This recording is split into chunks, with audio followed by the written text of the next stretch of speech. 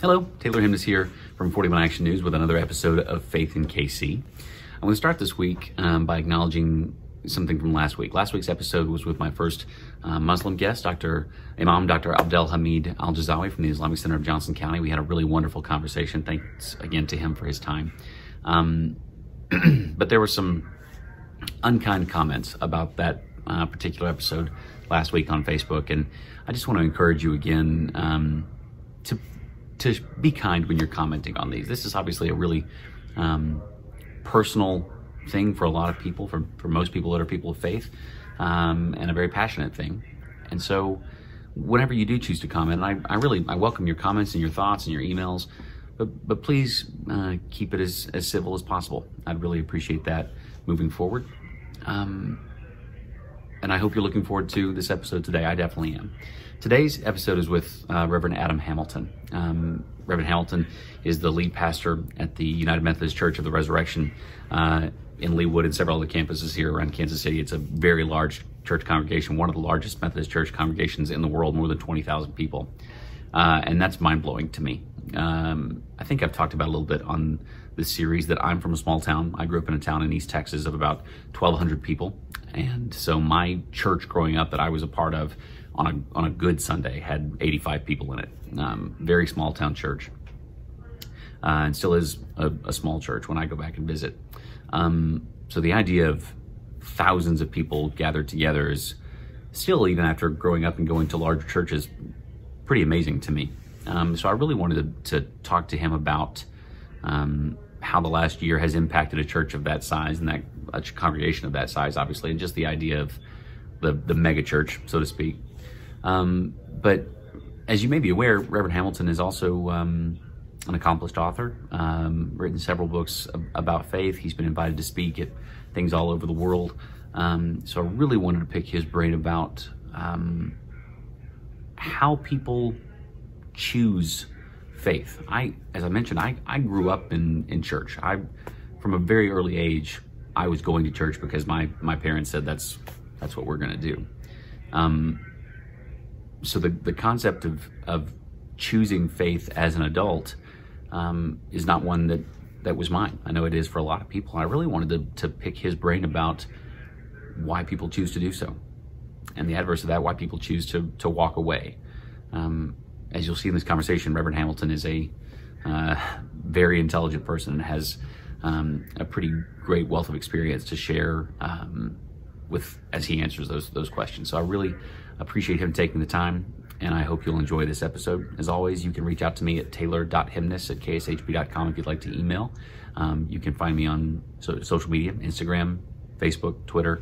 Look me up, tell me what you think about these episodes, tell me what you would like to see, who you'd like to hear from, what topics you'd like to talk about.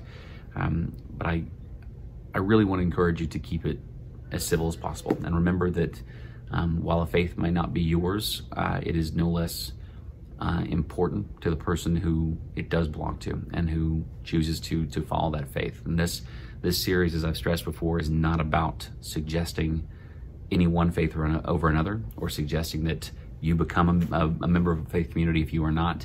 It's simply to examine how people are using faith in new ways right now, maybe for the first time right now, maybe they're walking away right now. And that's what this series is to do. So I hope you enjoy this latest episode. I'm very glad to be joined today by Reverend Adam Hamilton for United Methodist Church of the Resurrection here in the Kansas City area. Reverend Hamilton, thank you so much for taking some time. I know you have a very busy schedule, but thank you for taking some time out to chat with me today. Taylor, it's great to chat with you. I really appreciate you inviting me. Thanks. So this is a weird first question, but I'm going to ask it anyway. Wikipedia says that your church is the largest United Methodist Church congregation in the world. Is that right? Is that accurate?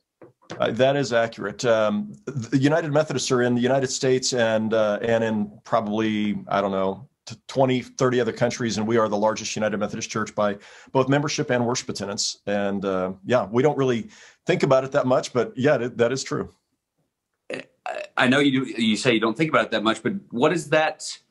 Does that designation mean anything to you? Does it?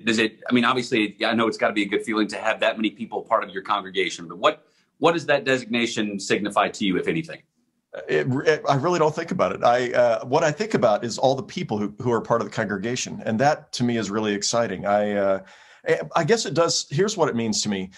Jesus once said, "Too much is given, much more is expected," and so I feel like we have a responsibility as the largest church in our denomination to to try to encourage other congregations, to strengthen them, to give away the resources that we've developed or the ideas that we have that are good ideas, to share those. And so we try to do a lot of that. And I've had the good fortune of speaking across the United Methodist Church around the world to try to train leaders and to teach them. I've spoken to about 20,000 pastors and church leaders in the last 10 years and traveled to Africa. I've been to Russia multiple times, to Europe, to Central America, trying to, just encourage other pastors and to offer, some of the lessons we've learned at Resurrection. We also prepare a lot of resources. So I've written a number of books, and those are used by about 15,000 churches every year. We do a training event every fall where last fall we had over 4,000 pastors and church leaders join us on a Zoom 2-day conference, and we try to bring in great speakers to encourage them. So we really feel, I don't think we feel a sort of sense of pride as in, wow, look at us, but I think it's more like we feel we've been blessed with all these people and resources. How do we give that away to help other people, other churches be stronger? What about because there are, period, negative connotations about church and religion and faith altogether. But specifically those to the idea of the superchurch or the megachurch, the large congregation like yours. Do you hear those kinds of negativity or those kind of criticisms? And what do you hear about them? Yeah, and there's a lot of assumptions. Megachurch is sort of the term that's used, and so people have an idea of what a megachurch would look like. It's like a TV evangelist, and they're there's a whole lot of negative connotations. And we just say we're just a really big church. What we've said is we're not going to turn people away, and we're going to do everything we can to welcome as many people as want to come. And so that includes creating a facility large enough to be able to handle that, those numbers of people. But when I started the church 30 years ago, I never had been to a church with more than 300 people in worship. It was never on my radar screen. I didn't go, wow, let's build this church with 20 or 30,000 people. I just thought, let's love people and let's do a really good job of ministering in the community and talking about faith in a way that makes sense to people today. And if we do that, we're not going to turn people away. And so it surprised me. I never anticipated this happening. And so we feel, again, I feel like if you come and visit Church of the Resurrection, or right now you visit online, I hope that we feel like a really big, small church in some ways, right. That people are connected in relationships, that we try to be humble in what we're doing and try to ask, how do we serve the community well, and how do we love people, and how do we help them grow in their faith?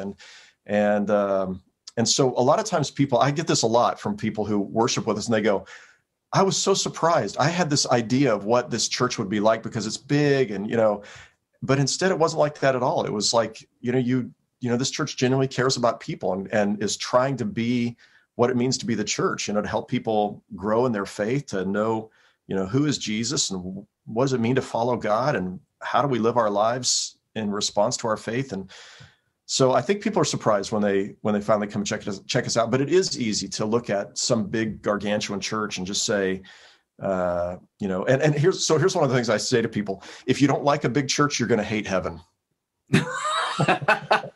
I've never heard that before. I've never heard that before. That's funny. And it's interesting. When the church was founded, the birthday of the church is the day of Pentecost. In the book of Acts, it was after Christ ascended to heaven and the Holy Spirit came and the disciples went out preaching. And it says in one day 3,000 people joined the church. Right. We've never had 3,000 people join the church in one day. We had 500 people join on one big weekend one time, but so 3,000 people joined that day. And in early Methodism, John Wesley would go preach to the coal miners and the people who weren't involved in church and the farmers, and he'd go out and preach in the fields. And there'd be times he'd have thousands of people show up, and it never went to his head. It was just like, there's all these people. We're going to do whatever it takes to be able to minister to them and care for them. And that's how I look at our church. We have opportunities because of our size to do things that a lot of other churches couldn't do. And so we look at programs and ministries that we offer, and we just say anybody from any church can come to those, because a lot of churches couldn't offer the specialized ministry or program, and they can stay a part of their church, but they can use anything that we have. If there's any resources or programs, it's available for anybody to be able to use. And that's that's kind of how we see it as, we've got all these people. What can we do with this large number of people to have a positive impact on our city and on our world? I've got to say, I grew up, I'm a member of the Church of Christ, and I grew up in a very small church in East Texas. Easter Sunday was 85 for us. Yeah. A tiny church in East Texas. So the idea of a church with a congregation the size of what you're describing is almost unfathomable to me. And I don't know, even through college and moving around, that kind of thing, I don't know that I've ever even visited a church of your size. Obviously, I'm a member of a church bigger than that now, but than what I grew up in, I don't think I've ever even visited a church of your size. Personally, the challenges with that for you are what? I mean, I've never been a member of a church that the preacher didn't know my name when I walked up and shook his hand and said hello on a Sunday morning. That's got to be challenging when you've got literally thousands of people that are part of a congregation. What are the personal challenges of being in your job with a congregation that size? Yeah, well, that is one of them. Is for a lot of people, especially if you grew up in a small church or if you're coming from a small church, one of the beauties of a small or mid-sized church is the fact that the pastor knows every single person. I knew everybody in the congregation up to 3,000 people. And when we crossed the 3,000 barrier, and part of that was as I got older, the brain cells were dying, so I couldn't, remember everybody. But that's one of the shortcomings. But part of what I tell people is, people say, well, I want to have a personal relationship with you, Pastor Adam. I'm like, talk to my wife. It's not that great, really. I would love to. I mean, love to connect with people. Right after my call with you, I have a Zoom call with one of our members who lost her husband a couple of years ago. And, but I can't do all of that pastoral care. We have a whole team of people who do it. But the aim that I have isn't that people have a personal relationship with me. It's that they have a personal relationship with Christ, and that they have a relationship with people. And so we do a lot with small groups. We have a whole team of people called congregational care ministers, and these are trained volunteers in our congregation who've been through pastoral care training. We have 140 of them, and they're there to have coffee with somebody when somebody wants to have a coffee. They're there to be with people when they're in need, along with our pastors. And one of the things I love about this ministry is, as an example, we have people who've had, been through cancer treatment, really scary things, or they've lost a loved one, or they lost a child or whatever. If you lose a child, it might be nice to talk to me, and I'm going to be there to talk with folks who lose children. But even more powerful is when there's somebody else who's been through this they lost a child too, and they're there to care for you and have a cup of coffee with you. Or, they've been through breast cancer and they're there when you're going through breast cancer. There's something about having people like that. And so, our aim is to really make sure that people have people who can care for them. And we have great systems for congregational care and for discipleship and growing in their faith. And I tell people, like sometimes people ask, well, if I'm in the hospital, will you come visit me? And I'm like, I do make hospital calls once a month. I get, maybe twice a month I get to make hospital calls. And now with COVID, I haven't been able to do that. So it's by video oftentimes, but I say, if I show up at your hospital, you should be scared. If I walk in your hospital room, you should be scared. It must mean that something really, you're in a pretty bad place. Well, that's not actually true. A lot of times I'm visiting 5 people at the hospital, and, 3 of them are doing fine and 2 of them are in a tough place. But what I say is, it's really not about the pastor. It's about the people. And so my job, I tell people, my job is to be the best tasting worm. If we're fishing for people, I'm going to be the best tasting bait I can be. I want to preach good sermons and care for people. But I want to set up a system in which our church cares for people. And I think we do that pretty well. We don't always get it right, but I think we try to do that pretty well. In previous episodes of this series, I've talked to other pastors and other leaders of church congregations about how COVID-19 impacted just the logistics of doing church at their respective congregations. That's another reason I wanted to speak to you, just because of the size of your congregation. I went back to my church this last Sunday for the first time since March. It was the first time my family and I had been inside the building. We had some out on the front lawn kind of congregation or meetings earlier in the fall. It was our first time back in the building, and we were able to sit apart from each other, and there were pews blocked off, that kind of thing. Logistically, how do you follow the rules of keeping people safe in COVID-19 with such a large congregation? Yeah. So we went back in October for 5 weeks, and then we stopped again as the numbers were shooting back up. we had great protocols in place. What I said to our congregation is, we want to do this so well that it's safer to come to church than it is to go to the grocery store. So people are used to having to go to the grocery store. It's safer to come to church than go to the grocery store. Now, you can continue to do this online, or you can do it in person. And we really were doing this for those people who are saying, I have to be with other people. I have to be in church, because otherwise we're worshiping online and on TV every Sunday, and people can join us that way, and they can join small groups and Bible studies online, children's Sunday school online, all of those things. So we had about 8 to 10% of our congregation came back. Most of them didn't. Most of them were like, once there's a vaccine, I'll be back. But right now, worshiping online is fine. That's working for me. And so we, and as you can imagine, we have 5 campuses. So every one of our buildings is different. Most of them are smaller than our campus in Leawood. But our site in Leawood, the room seats 3,500 people. And if we had 500 people show up in the room, they're spread out. There was plenty of room to spread out. And then really great protocols. Then we have a HVAC system that is like the top of the line when it comes to, it's got an ultraviolet light. It's got all these kind of things. So a lot of things we were able to do, cleaning between services, all that. So I think we did an excellent job. And over those 5 weeks, we didn't have anyone that we knew of who traced back any contraction of COVID from being with us. So I think we did a great job. But once the numbers went back up in November and they started really climbing, we felt like we could continue to do what we were doing and it could be safe. What we wanted to do was to say to the medical community, we are going to try to set an example for other churches of, we're not going to do this because we don't want you taxed, and we don't want people getting sick, because we set an example of being back in person. Now we're at the point, yesterday was the highest number of deaths so far, with 4,400 deaths in COVID, due to COVID. This is, you and I are talking on a Wednesday.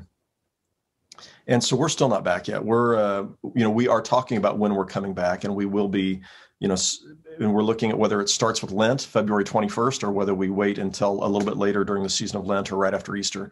But our primary aim is to set a good example and to be able to encourage people to be safe, to wear their masks and to socially distance and to do all of those kind of things. So now I want to get into the part of the conversation that I was really looking forward to. Not that I wasn't excited about hearing the first part, but this is the part I really was interested in picking your brain about. We started this conversation, this series, as part of our Rebound initiative at 41 Action News, about how people are choosing whatever myriad ways there are to try and bounce back from what has been an awful year for most people. I grew up in the church.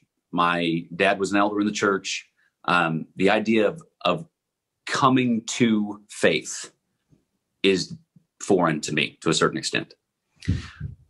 What have you found is the reason that adults come to faith for the first time this year or any other year, but you can talk about this year specifically? What is the reason that you found that people who were not brought up in a faith community decide, I'm going to try this?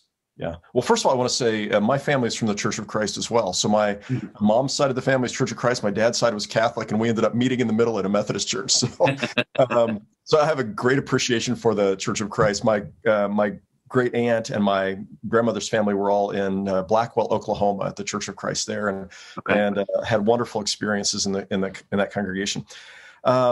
So what's interesting about this last year, and I think probably most of your viewers could say this, it's been a really hard year for a variety of reasons, not just COVID. We knew it was going to be hard with a politically charged, polarized world going into the elections, regardless of if COVID had never happened, and of course racial injustice and protests related to that. That was added another dimension of things.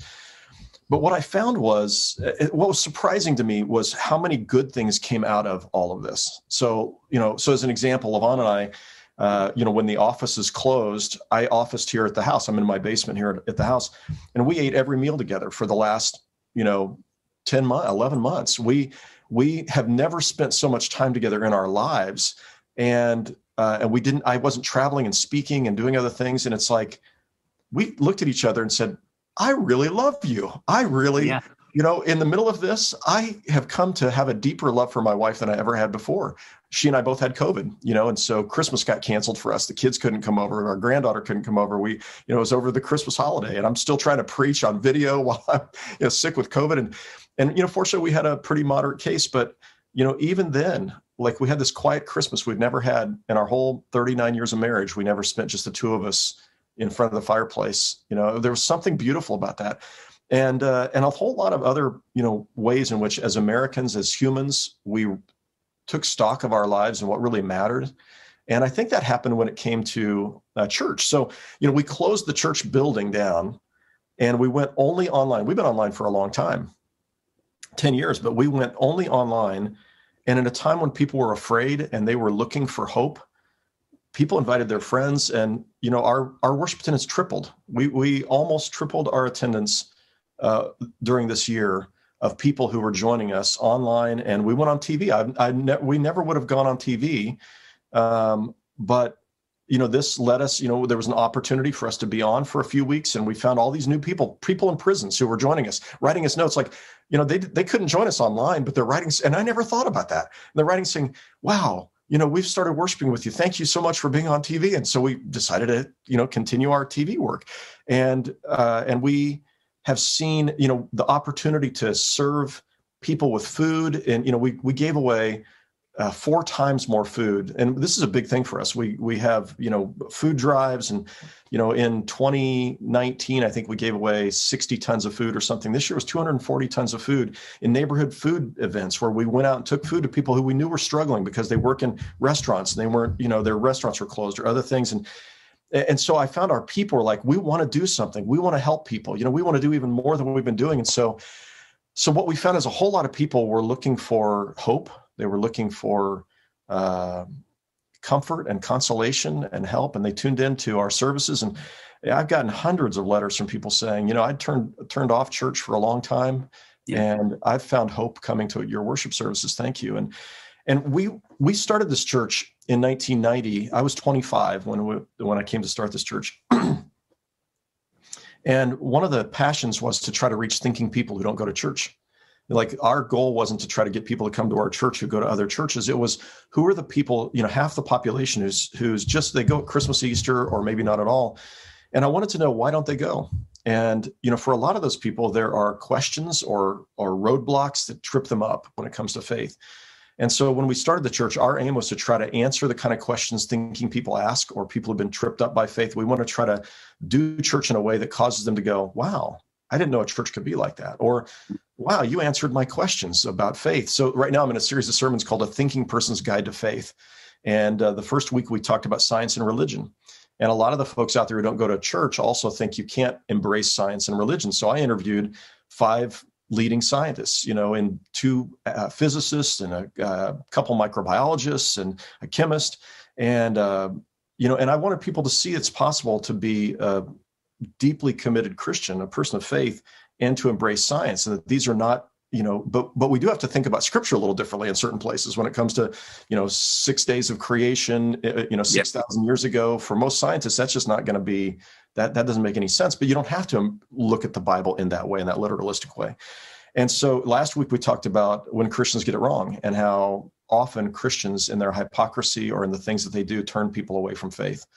And so we talked about that and recognize that's not a distinctly Christian problem. Humans have this problem. As humans, we mistreat each other. As humans, we act in ways that are incompatible with, life of love. And so then we had to confess that, sometimes we get it wrong. And then what does it look like when we get it right? And this week we're talking about the Bible and the questions people have about the Bible and things that don't make sense to them. And how do you make sense of these things, and contradictions and just things that are hard to swallow if you're a thoughtful person who isn't necessarily a person of faith. And anyway, the last sermon in the series, we're going to talk about when bad things happen to good people. And so I find the 2 things that keep most people from Christian faith, 3 things. One is the Christians that have acted in ways that were unchristian.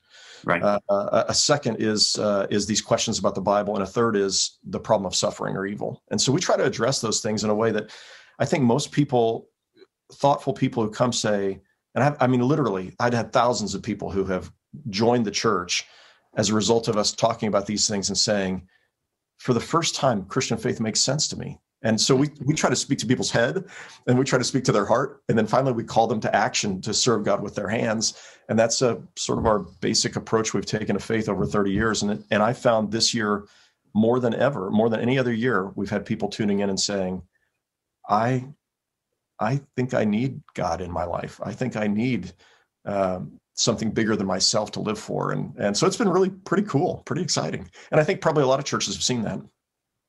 What about the flip side of that? There have been people that have gone through a tougher time in their life in the last year than maybe any other year of their lives. There have been people that obviously have lost loved ones, people that have lost jobs, who have been faced with questions and things that they have never had to face before. As a person of faith, I am familiar with the phrase and have used the phrase faith challenging things that happen in your life. What have you seen is the reason someone will go, nope, it's not working for me anymore. I don't feel like God is listening to me. I don't feel like this is providing me the solace or the comfort that I needed to. Yep. What do you see as the reason that people walk away? Yeah. Well, I think, first of all, I'd say for most people, some dimensions of this year have been harder than any year before, especially the social isolation. I think the fact that people have not been able to connect with each other. So you see an increase in the number of suicides at various points during this last year, a whole host of places where, things are tough. But the question that you have when you're going through something tough is there any reason to hope in the middle of this? And that's where I think people have tuned in who have walked through hard times. I've preached more funerals this year than I have ever preached in my ministry. And we've had, we had at least 25 COVID deaths. I think probably more than that, but I know of 25 COVID deaths. And then how we do those, the fact that you can't be with your loved one when they're dying. In many cases, this was the case. So I've been praying with people. I actually was at Research Medical Center last month with a family who were camped out in front of the hospital because they couldn't go in to be with their husband and dad and grandfather while he was dying. And so, we stood out front of the hospital. We prayed, and they were on FaceTime talking with him. There's a lot of hard things, but I think those hard things. So I think one of the challenges is sometimes the theology that Christians have adds to the sense of this isn't working for me, or where is God in the middle of this? And so sometimes people say things like, well, everything happens for a reason, or it must be the will of God. And that sounds kind of pious. It doesn't sound very pious if your child was just killed in a car accident and somebody says, must be the will of God. I remember a woman came to the congregation. It was her first Sunday. And I said, well, I'm so glad you're here. She said, well, this is my first time in church in 15 years. And I said, well, tell me your story. And she said, I lost my 6-year-old 15 years ago. And people in the church said it must have been the will of God. And I thought, there's no way I'm going to worship or follow a God whose will was to take my 6-year-old child. Right. So I tell people, don't say those things. I know you mean well. And we, there's a sense in which, ultimately God is, forces all things to work together for good. We know that in the scripture, but I don't think God created COVID and said, let's just make a whole lot of people sick and take 375,000 lives. I just don't believe that God is in the business of, of making his children sick. We wouldn't give our children cancer to teach them a lesson or to punish them. We just wouldn't do that. We wouldn't break their arms or legs to teach them something. That's not loving or compassionate. And yet often we think that God somehow either did that or he didn't stop that from happening. And so, we spend a lot of time talking about the problem of suffering and what, where is God in the middle of this? And my own thinking about this is that we live in a world, we have trillions of cells in our bodies. Sometimes those go haywire. That's just a part of life. Most of the time the body takes care of them. Sometimes it doesn't. God created our bodies with healing processes to, I scratch my car, I got to take it to the body shop. I scratch my body and it heals itself. How cool is that? Mm-hmm. And at the same time, God has created these processes. God has created a planet that functions in these certain ways, but there are risks involved in all of that. Like, when you're going to, do you have kids, Taylor? I don't remember. I do. I have 3 kids. Yes. Okay. Well, so I have 2. And when you have kids, and my kids are grown up, but when you have kids, you're taking a risk even having them, that they could get sick, something bad could happen to them. And, that's part of the risk of it. When they grow up, you give them their keys to their car, and I remember crying the first time my oldest daughter drove off in the car to school. And I realized I'm going to give her the keys. And there's the laws of physics mean that sometimes people get in car accidents and they die. And it's not their fault. It's not anything they did. Not anything they did. It's not, and it's not God doing it either. That God isn't saying, I'm going to cause a car accident today with this person. And this is a part of the risk of living and so the question is, for me, is God micromanaging, or like the Wizard of Oz, pushing buttons and pulling levers behind a screen somewhere? Or is the world happening as it happens, and our bodies, things happen in our bodies, and God isn't the one who's miraculously going to intervene in every situation, but instead God is the one who's going to come alongside us, walk with us, is going to force good to come from suffering and tragedy, and promises us that even if the worst thing happens, that is, even if we die, the worst thing is not the last thing. Frederick Buechner once said that about Easter. Easter says that the worst thing is never the last thing.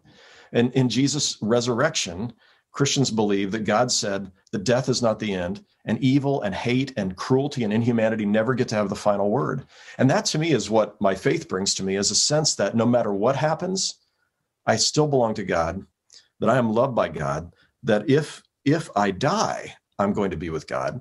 And if in this life there is suffering, somehow I put that in God's hands and he's able to bring something good and beautiful from it. Dr. Martin Luther King said this after the bombing of the 16th Street Baptist Church, when I think it was early 1960s, and 4 children were killed. They were going to Sunday school, and there were horrible people who set up dynamite to blow up, underneath the steps of the church.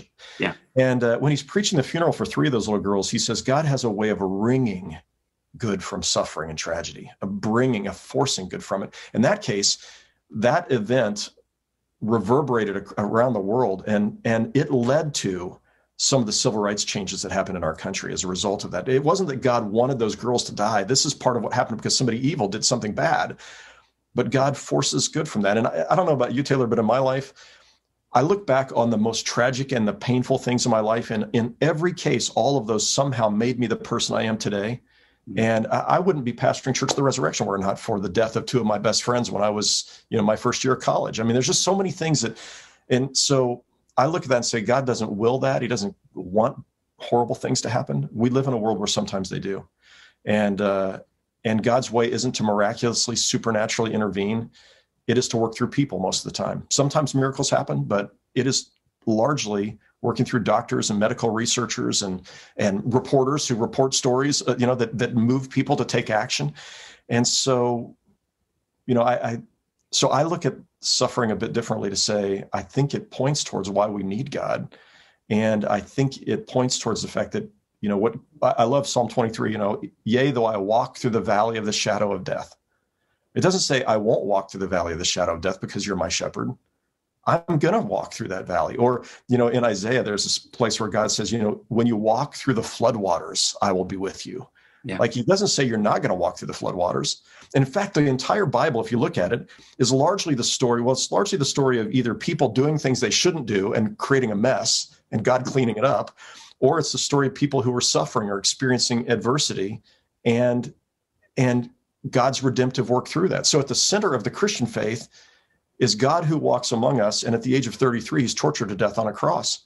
So sometimes people think, well, Christian faith says that if you believe in God and, you love Jesus, nothing bad's going to happen to you. How can that be our message when our Savior was tortured to death?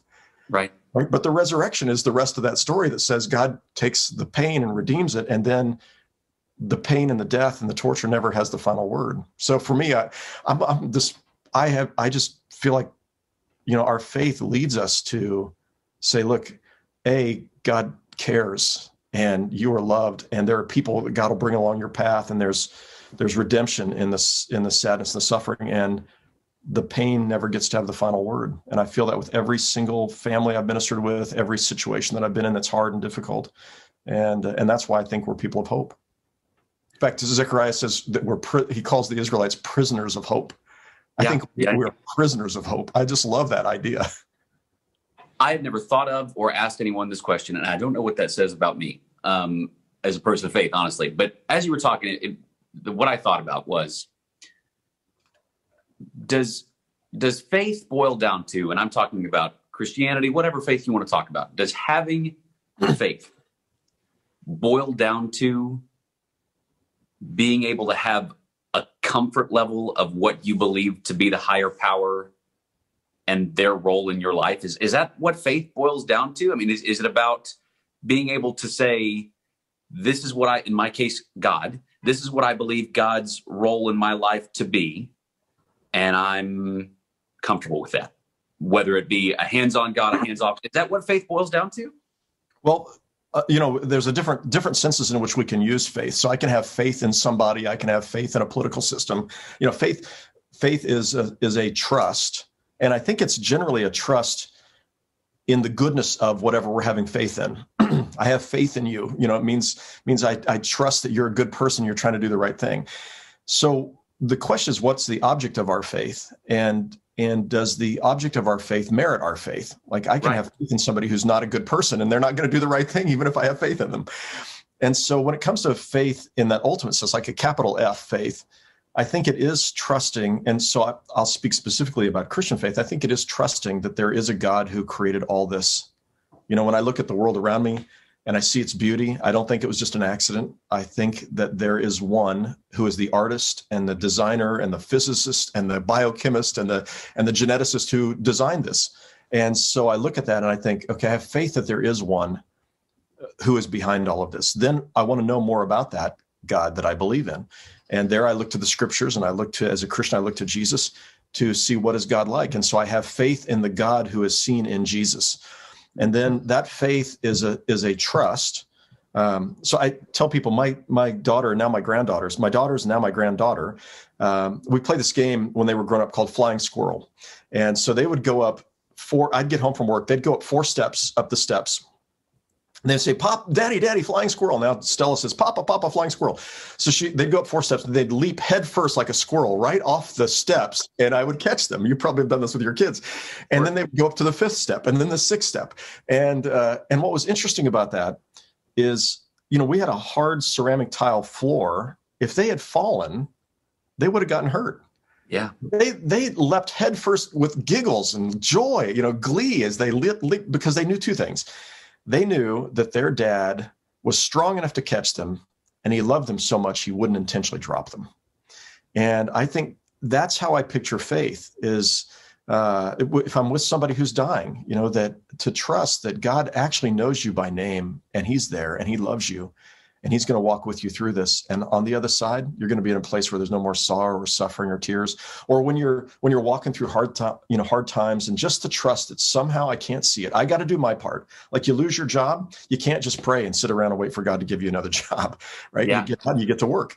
But I'm trusting that somehow God is going to walk with me through this, and it's going to be okay. Or right now, you know, talking about the political situation that we're in. And you know, I shared with people last night, I'm not afraid. I am concerned, and I think we need to constantly be making sure that we're, you know, protecting our democracy, and that we're aware of the threats to that. And but I'm not going to be afraid. I'm going to do everything I can to love my neighbor, and I'm going to do everything I can to stand up for what's right. And I am not going to live my life in fear. And I know that somehow God over the course of human history has always worked redemptively through what's going on in our world. And so I think it is that simple. It is trust that there is a God who is with us. It is trust that God forces all things to work together for good. It is trust that the worst thing is never the last thing.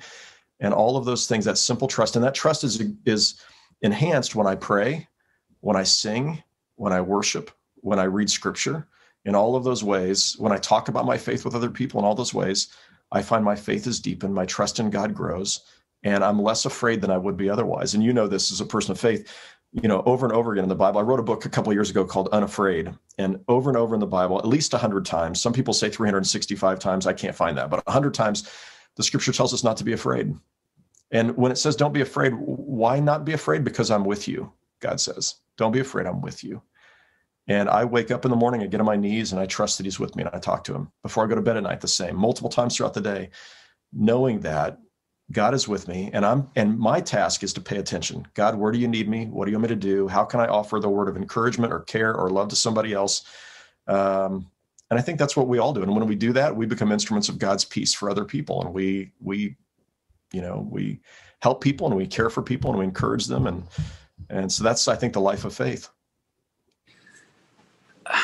I could take all of your day, and you got another Zoom after this, so I can't take all of it. But one last thing I want to ask you about is, I don't think there's a single business, not that churches are businesses necessarily, but not a single organizational structure that is not going to be just a little bit different, at least moving forward. Some vastly different, whether it be retail or restaurants or television news.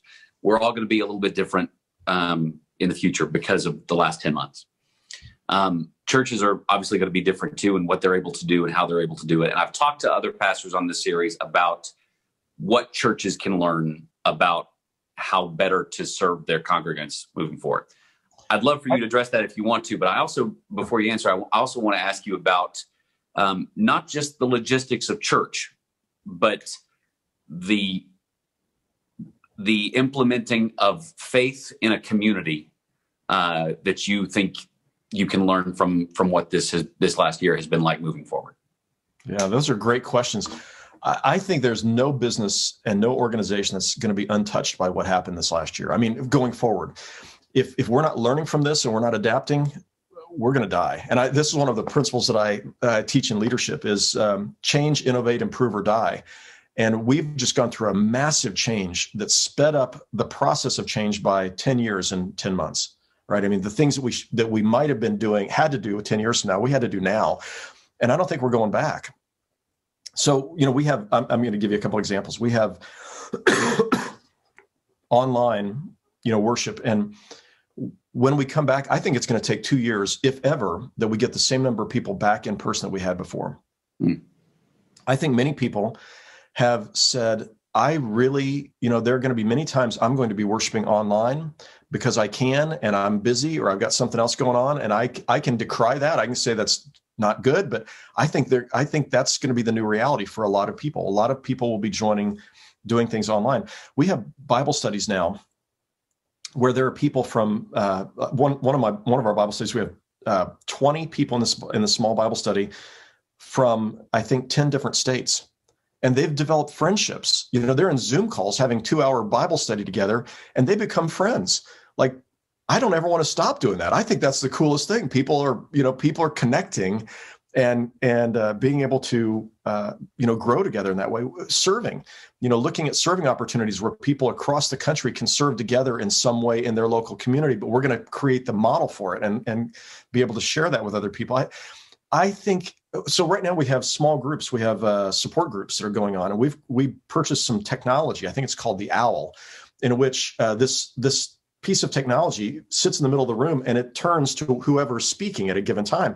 So we've got people in person, but we've got people joining their support group from other states who never could have had a support group, or small rural communities who never could have had a support group like that in their community. It's just the coolest thing. And so there's so many opportunities for us to change how we're doing things. And so, we're going to be hybrid everything probably from this time forward.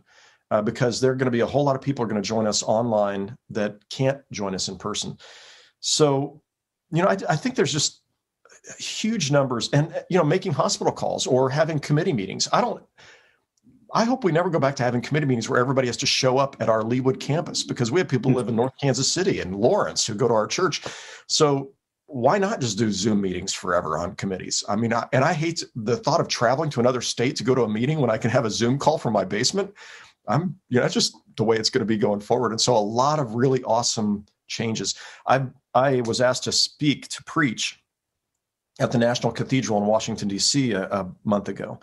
And what was really cool is I preached from Church of the Resurrection, our sanctuary. We filmed it and then shared it with the National Cathedral in Washington, D.C. I didn't have to travel 2 days to go there and come back and preach. And, I could preach from the sanctuary to another place. And so it's just cool. The technology and what it's made possible is pretty amazing. And even things like you and I sitting here having this conversation probably wouldn't have happened were it not for COVID and all of our, realizing, hey, we can do some pretty cool stuff, by Zoom. So yeah, but I think that's interesting too about not just the distance of church itself, but the out into the community, the go into the world part of a church's mission. I think is an interesting thought process moving forward of what it's going to look like, what it can look like. And you're not the first person on this series that I've talked to that has said, listen, if we don't take advantage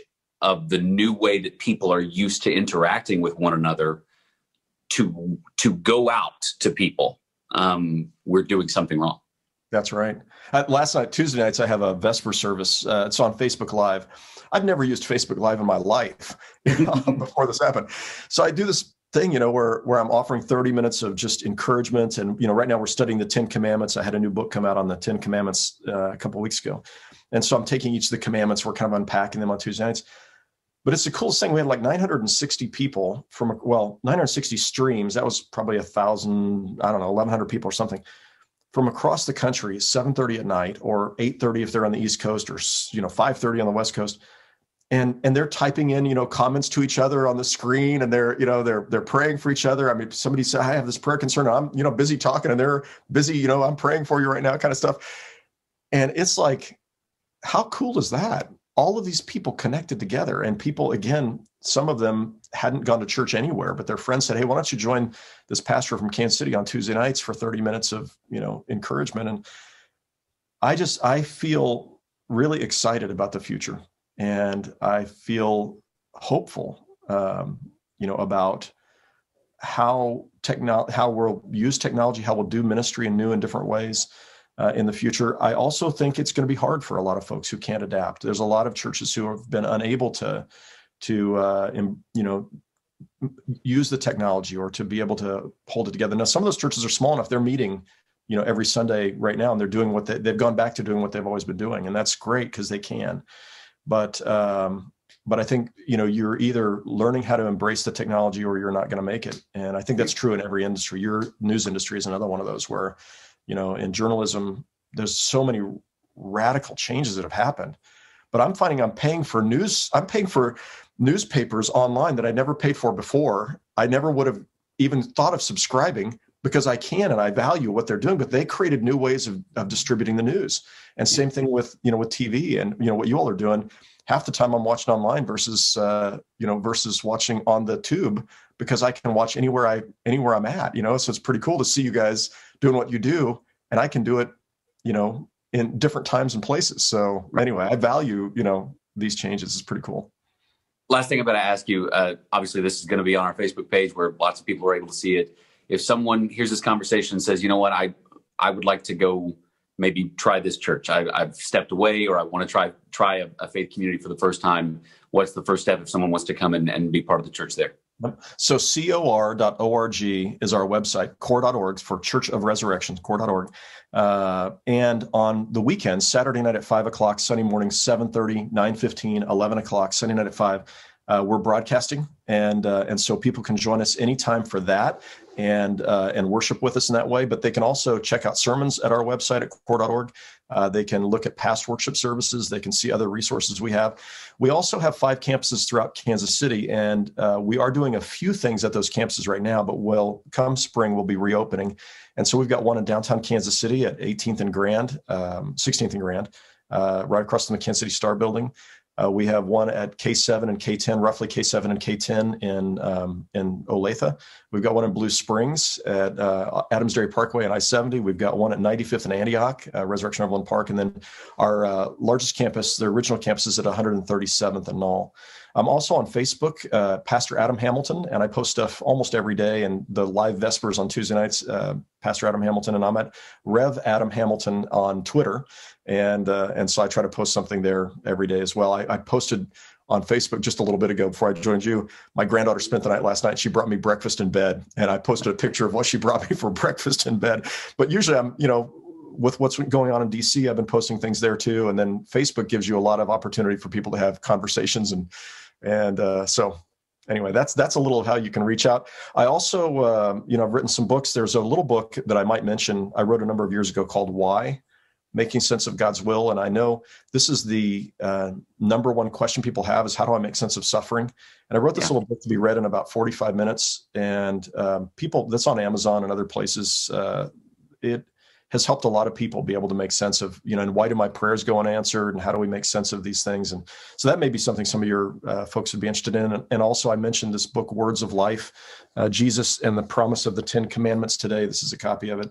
And it's just a deep dive into the 10 Commandments and asking, how do they speak to us today? And it's interesting, just the events of last week in the Capitol, you're going to find 5 of the 10 Commandments were violated in that process, and there's just ways that but in our daily lives, the 10 Commandments give us a sense of, here's what God's will would be for us and how we're meant to live in relationship with each other and God.